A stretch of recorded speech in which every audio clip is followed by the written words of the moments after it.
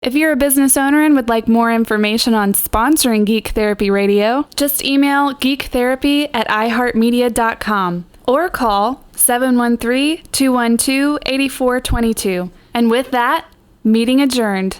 Let's get our geek on. High tech, low tech, or no tech. Through our hobbies and our passions, the geek comes out in us all. The world's of geekdom. I am a geek and I'm proud of it. Geeks. Geeks unite. Well, let's get those nerds! Nerds! No! Did you just call me a nerd? Not all geeks are nerds. Yeah. This is Geek Therapy Radio. What are we waiting for? And now your mental curator, Johnny Hamburger. Welcome to Geek Therapy Radio.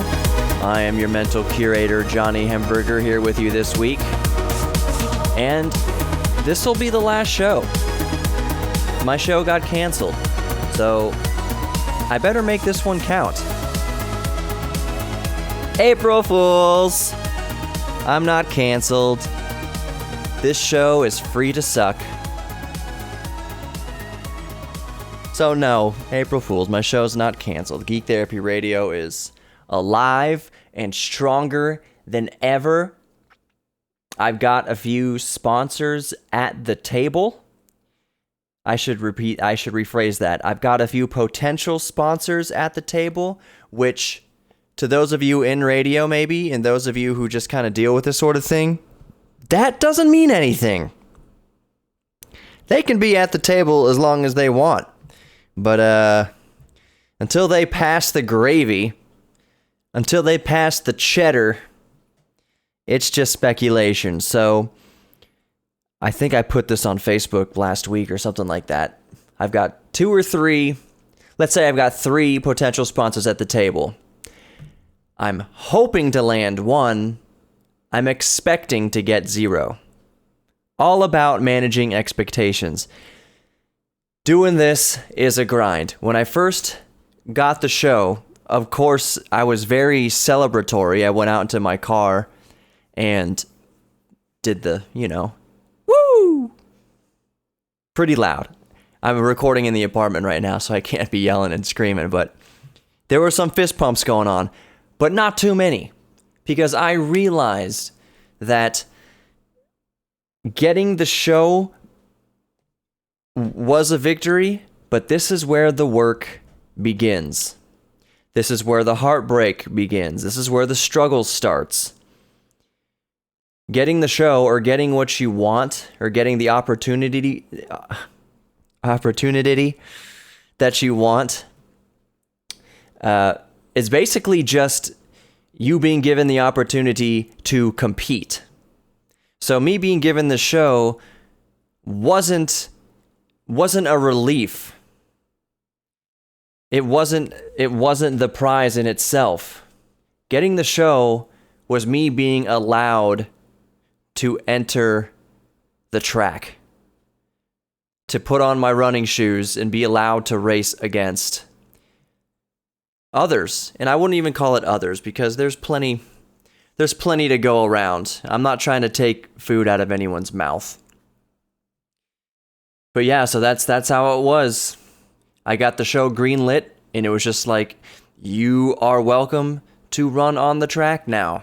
You are welcome to compete now. It wasn't the finish line at all.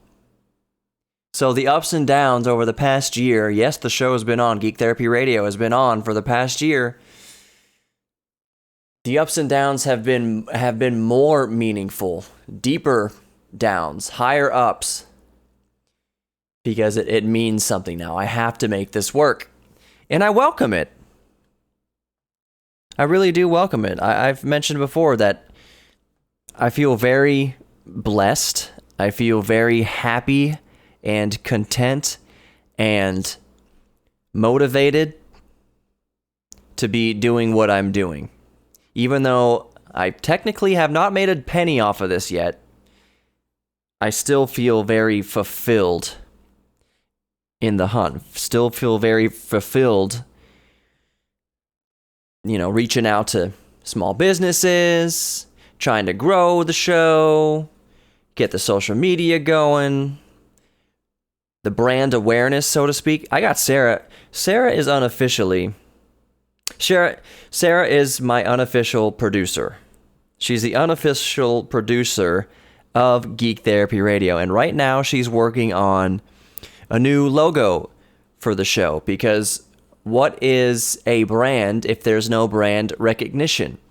So up until this point, pretty much, I've just been using this, kind of profile picture of the top quarter of my head that I went into Photoshop a long time ago and changed the sunglasses to yellow. Actually, the sunglasses were yellow. I just made the whole thing black and white and made only the sunglasses yellow. And that picture actually is a selfie I took on a train somewhere through France. We were going from Germany into France, and it was a very beautiful train trip, but that's where that picture came from. Now I'm peeling back the curtain. And there we go. I just did 6 minutes or so rambling on about the state of the union, the state of the Geek Therapy Radio Union. Actually, there's more to this, because I got an email today from a listener. It was forwarded to me. My boss forwarded it to me. Can I talk tonight? Forwarded? That's correct. He forwarded it to me, and it said, "Hey, I was listening to the last couple segments of the podcast, and they sounded exactly the same. It was the same interview with Ian twice in a row, the same audio." And I was like, what? I never interviewed any Ian. And I looked into it. It was another radio show that was on KPF. Was it on KPFT? No, I think it was a public radio station, and it was just called Geek Radio. So the website was Geek Radio. And there's another podcast company called Geek Therapy. I did not know either of these entities existed when I came up with a name for my show, Geek Therapy Radio. So I have this sneaky suspicion that I have been adding to the fan base of the Geek Therapy Podcast Network and Geek Radio here in Houston. But as of March, that show is no more. That show, after 20 years, has ceased, has come to a close. But still, those two things exist, Geek Radio and the Geek Therapy Podcast Network. So I think when people are trying to find my show, they're finding them. Because those two entities are much bigger and more established.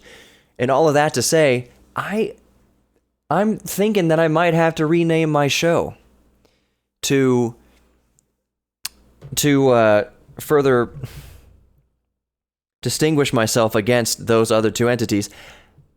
I don't know if I'm actually going to do it. I don't know if I really do I need to do it? That's what I'm struggling with right now. Do I need to rename my show? Because I really like the name Geek Therapy Radio. So maybe I should just start hawking.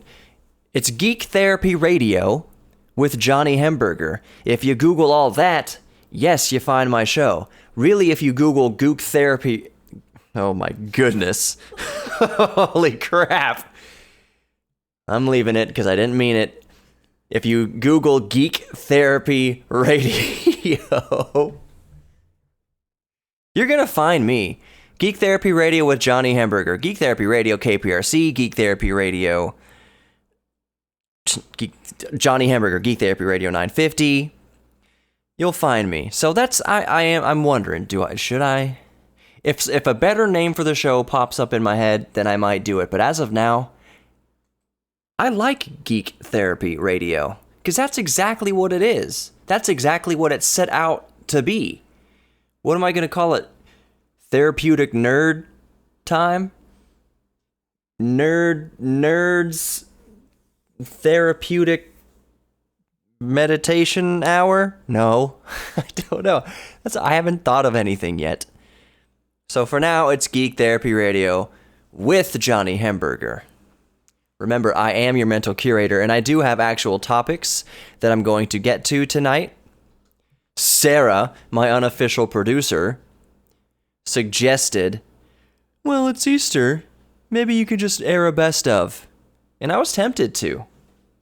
I thought about that, and probably most of my constituents are going to do that.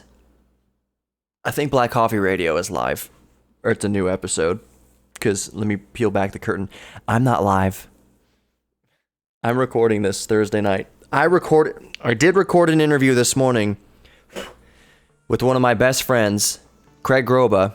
He's a special needs dude. He just turned 44 today, March 29th, as I'm recording this. So I recorded a segment with him for his birthday, and it was so good. Holy crap, I almost cried in it.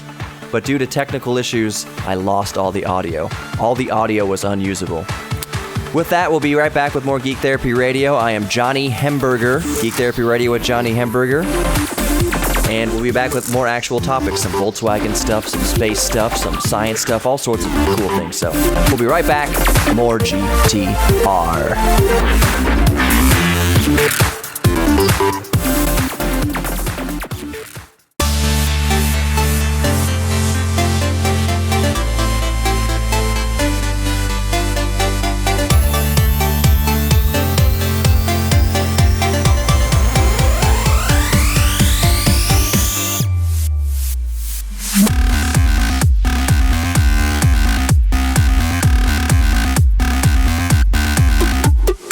Okay, so welcome back to Geek Therapy Radio. That's Geek with 2 E's. Geek Therapy Radio with Johnny Hemberger. I am your mental curator, as John B. Wells so eloquently and deeply mentions at the beginning of the show. Geek Therapy Radio. Here's your mental curator, Johnny Hemberger. That was my best John B. Wells impression. But we're back. Actually have some topics for you. This is not a best of, Sarah. I'm not airing a best of show or re-airing an old show. This is new. As you're listening to it on the air, it is April 1st. April Fools. It's real. I'm recording this right now, March 29th. That's a Thursday. To air, April 1st, which is also Easter. He is risen. Praise the Lord. So, you know what? Yeah, this is the first show on Easter. Anyways, let's get on to some geek stuff. Here's a headline that I read, and I'm going to read the headline. It's out of newatlas.com, and I'm going to make a commentary on the headline after I read it. But here's the headline on New Atlas. Did scientists really just discover a new organ in the human body? Okay, that's freaking clickbait. For anybody unaware, any time a headline is phrased with a question, did this really happen? You won't believe what this animal found. Or could this be possible? Anything that is phrased like that, especially in a question, did scientists really just discover a new organ in the human body? 99.999% of the time, the answer is no to whatever the question is. But in this case, did scientists really just discover a new organ in the human body? Which is a super clickbaity, BuzzFeedy title from the people at New Atlas. Usually the titles are way better, but they probably did this on purpose. I just had a hiccup. Scientists have identified, they think they've identified, a previously unknown anatomical feature in the human body. And for right now, it's called the interstitium, interstitium, interstitium. And this, we knew this existed, and it was previously thought that it was just the dense, connecting tissue that sits right below your skin. And it also encases other organs in our body. But we've discovered, like I had anything to do with it, the scientists discovered that it is really a very complicated series of connected, fluid-filled chambers or compartments. Now, how did they discover this? Which would make it something that we previously didn't see before? They discovered this while they were fiddling with testing out a new type of endoscope, and this particular endoscope uses fluorescent dyes and lasers to examine living tissue at the microscopic level. So they were probing patients while using this device, and while they were examining one particular person's, man or woman, I don't know who it was, it doesn't say, while they were examining this patient's, this bile duct, it's hard to talk, bile duct, they found the pattern of cavities, and they found that they didn't know where to place it in the context of anything else previously observed in the human body, especially the bile duct. So they took their results to another expert who did a bunch of biopsies, and these biopsies were done in such a way that didn't dehydrate the samples.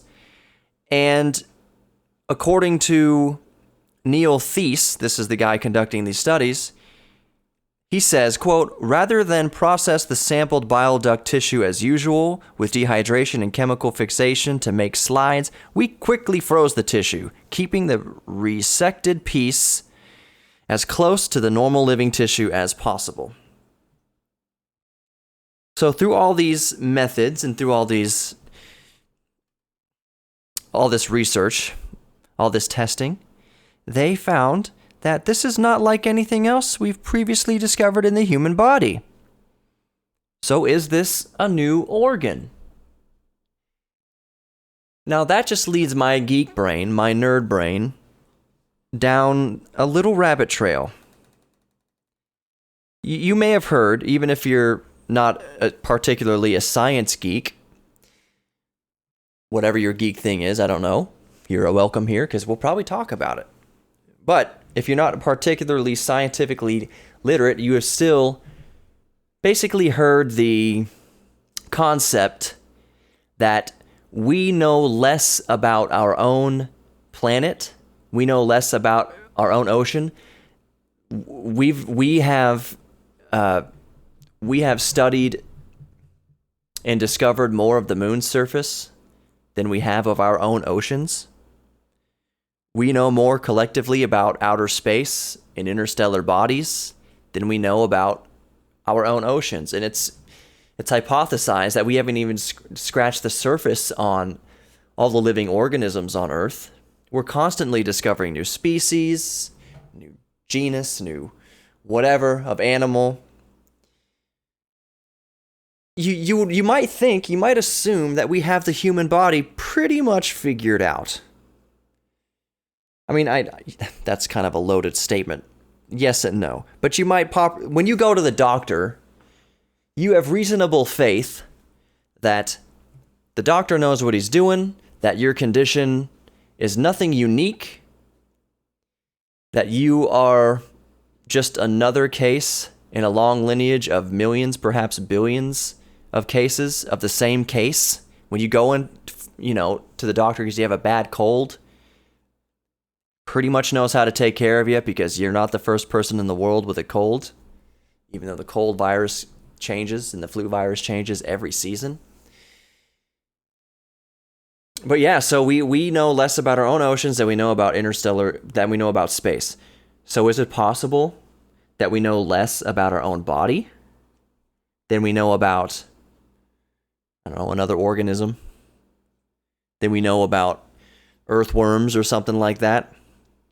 So is this discovery of what could be a new organ, what could be classified as a new organ, is this just scratching the surface of the things that we might discover in our own human body? The past minute of things that came out of my mouth sounded like clickbait, I just realized. No one's immune to it.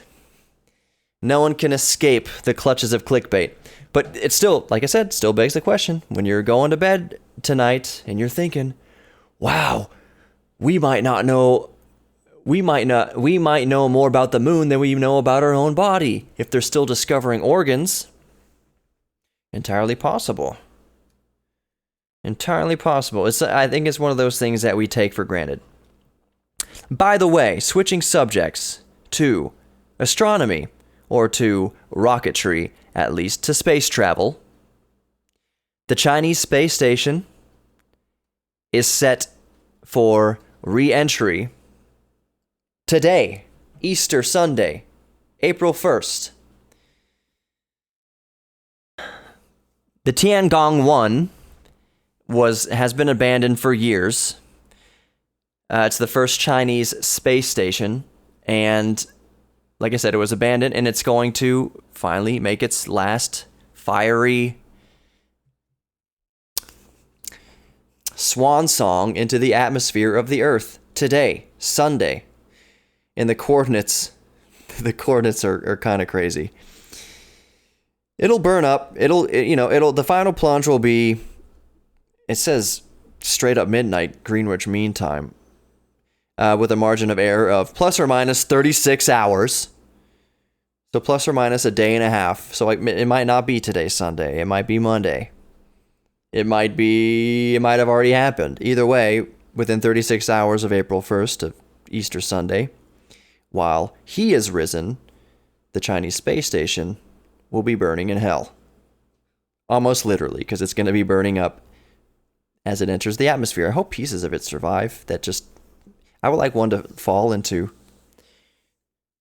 my backyard so I can go pick one up and say, I've got a piece of space station. Anyways, so plus or minus 36 hours around April 1st, and will burn up somewhere between 43 degrees north and 43 degrees south latitudes. That's a pretty large swath that it could re-enter. Anyways, that's going to do it for this segment. More Geek Therapy Radio coming up. It's not April Fool's. It's just this segment. We'll be right back with more Geek Therapy Radio. I'm your mental curator, Johnny Hemberger. There's plenty more GTR coming up. Plenty more nerd things to get into, geeky things to scratch our brains over. So stick around.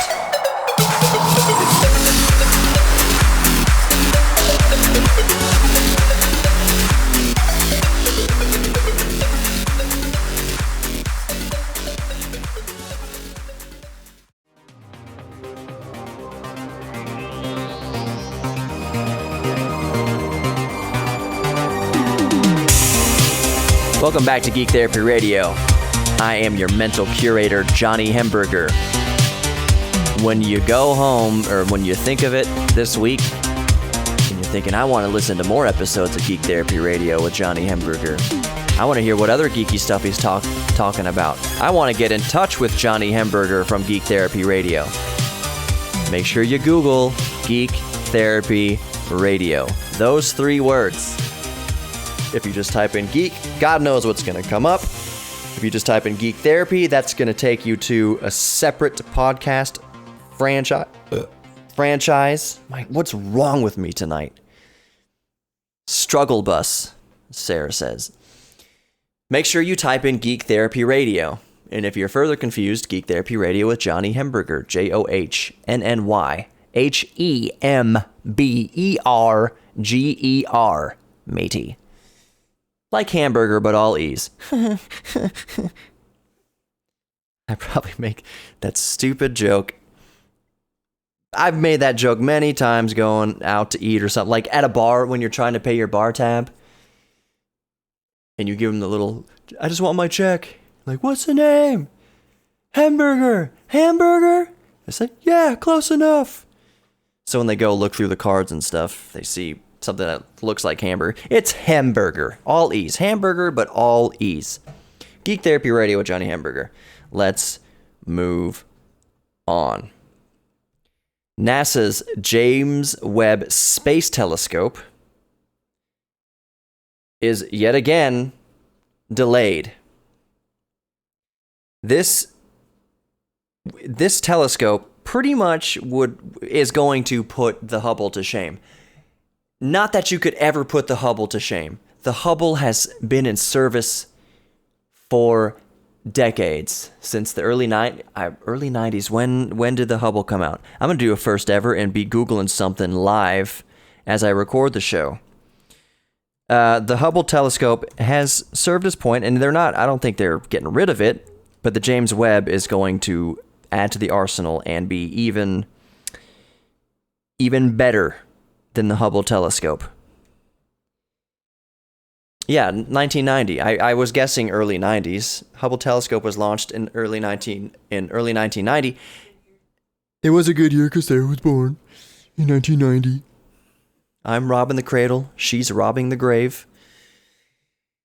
Anyways, Hubble Space Telescope launched in 1990. In the Hubble telescope, it had a problem. Remember the mirrors, the mirror wasn't aligned? Something wasn't right on the Hubble, so they immediately had to go back up there because everyone's crowded around. The world is crowded around this new crown jewel of astronomy.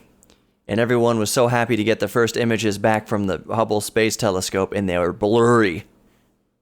It had astigmatism. Something was wrong. So they had to do another repair mission to repair the Hubble telescope. And since then, every gorgeous image you see of deep space, of galaxies and stars and nebula and dust clouds and pulsars and everything that you see in deep space that isn't CGI, that comes from the Hubble Space Telescope. All of it. Even today, the new stuff you're seeing is the Hubble Space Telescope. So I'm really the James Webb Observatory is not going to the James Webb Space Telescope is not going to put the Hubble to shame. The term standing on the shoulders of giants comes to mind. Was it Newton who said that? Who said he's standing on the shoulders of giants? Was it Newton? Or was it Hawking? Oh, I'm being a bad geek right now. And no, I'm not going to Google it. I'm going to let it fly. I'll let you yell at your radios, yell at your speakers, yell at your earphones. The James Webb Space Telescope is standing on the shoulders of a giant, and that is the Hubble Space Telescope. So, the new prospective launch window for the James Webb Telescope is no earlier than May of 2020. So, from right now, that's almost exactly 2 years, actually. I mean, it's April by the time the show airs. Who knows when you're listening to this? You might be listening to this as a podcast 10 years later. You might be listening to this in 2028. And my brain just started going on more rabbit trails of geekiness. What are we going to have in 2028? Let's think about that. Let's do that. Let's do that right now. What are we going to have in 2028? How old will I be? In 2028, I will be 44. I'd still be still young enough to have fun at 44. Craig's 44 today. Holy crap. Numbers are fun.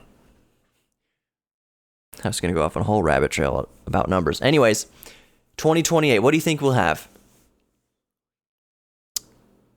I struggle to think. Okay, I was going to say autonomous cars, like fully autonomous cars, like that'll be the norm in 10 years. I don't think that will quite be the case in 10 years. I think that's too narrow of a window for ubiquitous autonomous vehicles. I don't think we're that close. 2028. Will we still have tablets and what will smartphones be like? I think it might be wearables. As far as technology goes, like cool gadgets and video games and stuff, things are just going to get more efficient, smaller and smaller. I think computers are going to get smaller and smaller. We'll have computers in 2028 that fit in our palm, like a smartphone, like the smartphone I'm holding right now, the Galaxy Note 4, which is old, I know. Old in smartphone terms. We'll have devices that small that are as powerful as the current state-of-the-art gaming PCs. as of right now, as of recording, the best mainstream, arguably, the best mainstream video card you can get for your gaming PC is the NVIDIA GTX 1080 Ti. That's the best mainstream. There are way more powerful cards that you can get for professional use and even just enthusiast use. But right now, 1080 Ti. So I predict in 10 years, we'll have 1080 Ti equivalent performance in devices that fit in the palm of your hand. And I don't think that's too far off. Where do you think we're going to be medically? I was going to say maybe we'll have the cure for cancer by 2028. But the tinfoil hat conspiracy mode, Johnny, says there's no money in curing cancer. So if we do cure cancer, would we know about it? That's a whole nother George Norrie coast-to-coast discussion. That's a Ground Zero Clyde Lewis discussion. But I think it's pretty reasonable to speculate that there's no money in curing disease. I mean, there is and there isn't. But if you cure cancer, if you just wipe out cancer, that's a huge chunk of the medical industry out. Right there. That is a paradigm shift. I'm all for it, of course. You know what I want, actually? You know what I want personally? Just me just being selfish, if you will. But I think anybody who wears glasses will agree with this. Anybody who wears glasses as thick as mine, I just want LASIK to be good enough in the next 10 years that I can have LASIK surgery and fix my vision, because I have been waiting literally decades for LASIK to get that good, and it's still not that good. Granted, last time I checked was about 2 years ago. I checked with my eye doctor, and I said, "So, LASIK," and he's like, "Nope." He just squashed it. Not for me, not for my prescription. I said, "Really? It hasn't gotten any better?" He's like, "Oh, it's gotten loads better. And if you went to have LASIK surgery, your eyesight would improve drastically. But improving drastically from shite is not good enough to justify the very minimal risk and to benefit." So basically, with my Coke bottle glasses, can I say shite without getting banned? I'm trying it. We'll see if I get angry letters or get something from the FCC, but I think I can say shite. I just said it 3 times. Anyways, right now, if I were to get LASIK surgery, spend all the money, my eye doctor said you'd still need glasses permanently. It would just be a much less prescription. They'd just be much thinner lenses, but you'd still rely on corrective vision, on correcting your vision. You'd still need contacts, and you'd still need glasses, not just when you drive, not just when you read. You'd need them to function. It would just be a very minimal prescription. So to me, that's not worth it. A few $1,000s just to have thinner glasses, that's dumb. I'll spend the money elsewhere. So what do you think? 2028, where are we going to be at? So far, I have that devices that fit in the palm of your hands will be as powerful as our most powerful personal computers today, and that hopefully LASIK gets so good that I can get it and not have to rely on correcting my vision anymore. We'll be right back with more Geek Therapy Radio. The last segment is coming up. I am Johnny Hemberger. Go subscribe to all the stuff right now on the social media. Instagram, Facebook, YouTube. Just type in Geek Therapy Radio. And to clear things up further, Geek Therapy Radio with Johnny Hemberger. Because we will be right back in just a minute.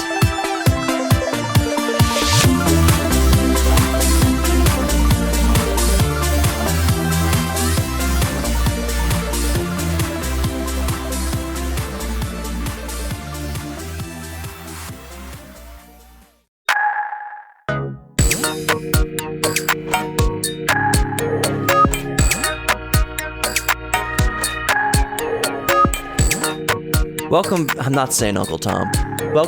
Welcome back to Geek Therapy Radio. I'm Johnny Hamburger, your mental curator. Quick shout out to one of my favorite listeners and the other unofficial producer for Geek Therapy Radio. His name is Tom.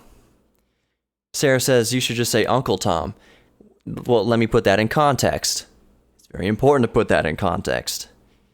I had another vocal flub in the first segment that we'll see how that lands.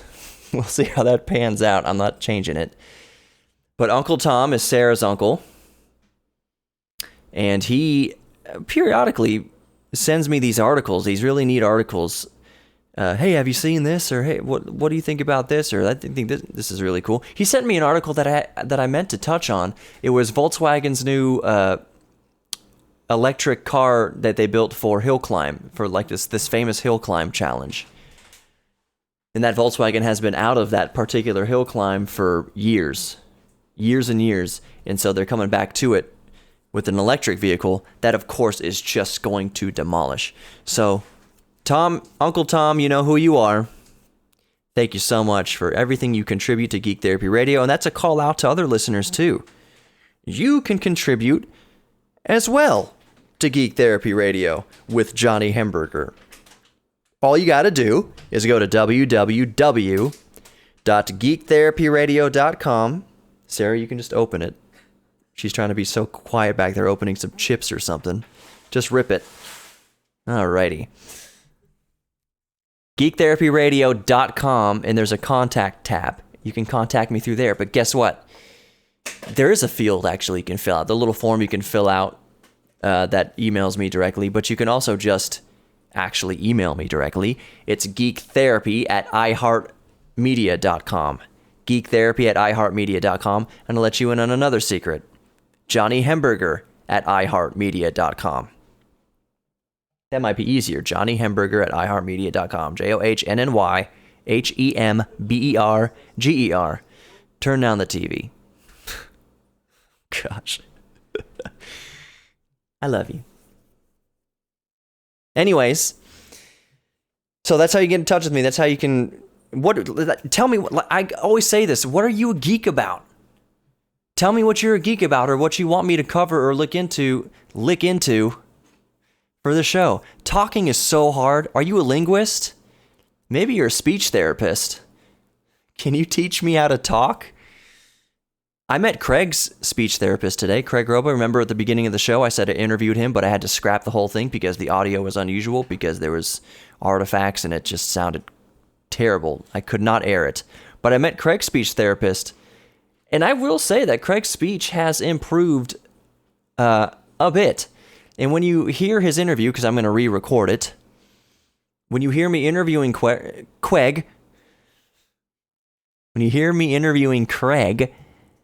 you can understand what he says most of the time. Craig is special needs, for those of you just tuning in. He's my special needs best friend that I've known since, 1996?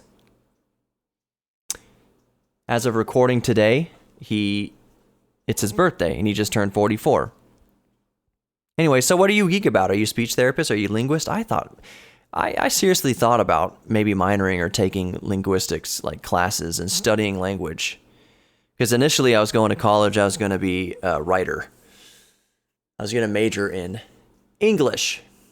So I thought maybe I can minor in the study of linguistics and study language throughout the years. That'd probably mean that I had to learn Latin. I would assume that that's probably a prerequisite. Duck season, wabbit season. Learning. Are you a professor? Are you listening right now? Is your geek thing language? Let me know. Geektherapy@iheartmedia.com or Johnny Hamburger @iheartmedia.com, or just super easy, www.geektherapyradio.com. On to our next tantalizing topic. I saw this and I about freaked out, because I know that if I was ever loaded if I was ever wealthy, that this is one of the stupid things I would immediately spend my money on and immediately get into an argument with my spouse, whoever that is, whether she's sitting behind me or not. Anyways, when I'm married, this is going to be a fight if I'm rich.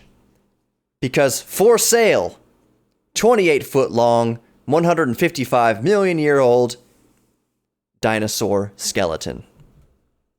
Carnivorous dinosaur skeleton.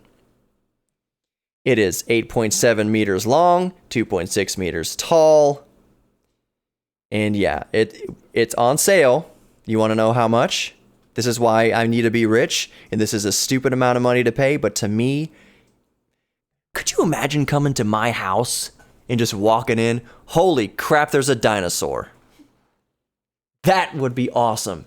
Then you go to the garage. Holy crap, there's a DeLorean. What even is this person? What is this person's life? Like, well, I really like Jurassic Park, and I really like Back to the Future. So there's the DeLorean, there's the dinosaur. That's... I'm geeking out just thinking about it. Oh yeah, the price. $1.5 million, which is a lot of money. But it was actually less than I thought it might be for such a big specimen. That's mostly complete. Like, how complete is it? I think 70% complete. When you're looking at it, it's a 10-foot paint job. Is there a paleontologist that's going to come in there and be like, this specimen is missing its number 3 vertebrae. Get out of my house. That's a dinosaur. It's a dinosaur. So 1.5 million, that is a lot, depending on how loaded I am. And it's, you know what? I'm just going to be real right now. Real. Depending how many kids I have, if I have this college fund put away, and the college fund is / inheritance and everything is equal like 1.6 million, and I see a dinosaur skeleton for 1.5, sorry children. Your college education is in the foyer of our house. Daddy sold the DeLorean. Get out. To my own children, get out. That car was here before you, it'll be here after you. Anyway, so yeah, 28 foot long, 8.5 feet high, dinosaur skeleton for sale, $1.5 million. So 8.5 feet, that's a good 2.5 feet above my head. And yes, on the radio right now as I'm recording, I looked up to visualize where would about 8.5 feet be. It would be intimidating to walk through the door of my house and have a dinosaur staring at it. That would be so awesome. Remember I talked about we were going to get onto some Volkswagens here in the last segment. I mentioned it earlier in the show, but let's get onto it. Ashton Kutcher. Ashton Kutcher. Sarah knows, of course. He has a Volkswagen Samba van. Looks like a 21 window Samba bus that is going to auction, if it hasn't already been to auction, and it's likely to set a world record. They're thinking it's going to go for the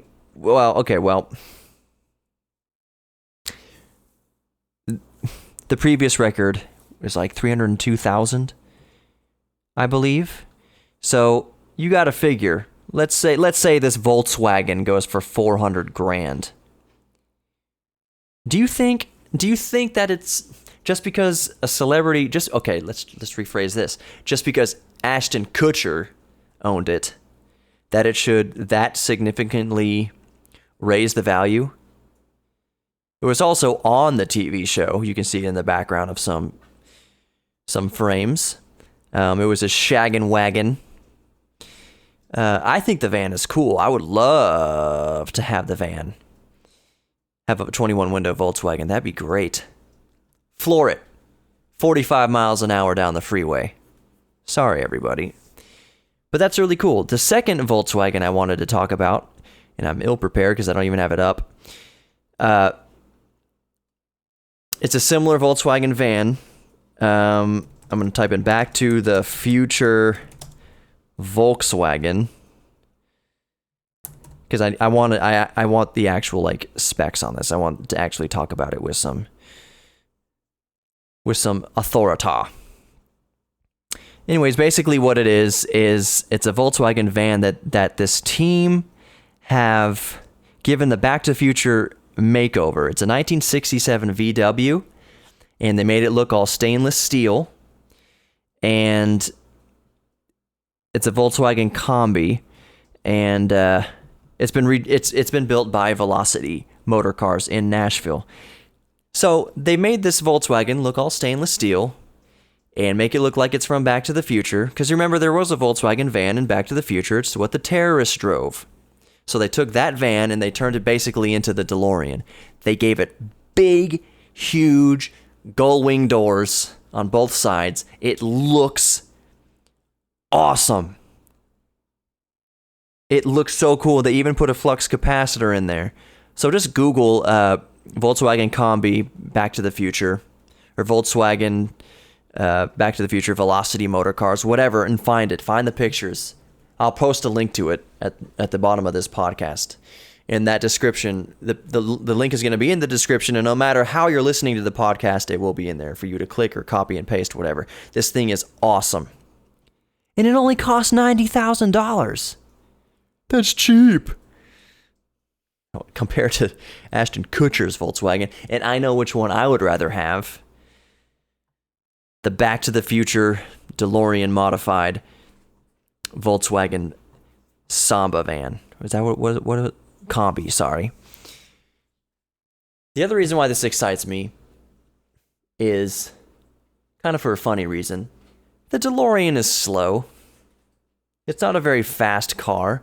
Actually, the top speed is around 120, flat out, bone stock, 120 miles an hour, which is faster than you ever need to be going. But now this Volkswagen conversion, time machine conversion, is going to be even slower. So I'm happy about that. Finally, there's a new butt end of the joke that DeLoreans are slow. Well, the Back to the Future Volkswagen is even slower. That's going to do it for Geek Therapy Radio. I'm Johnny Hamburger. I've been your mental curator. Thanks for sticking with me. We'll be back next week for more Geek Therapy Radio. Be good to each other. Be good to yourself. I love you all. Please love each other and take care of each other. See you next week.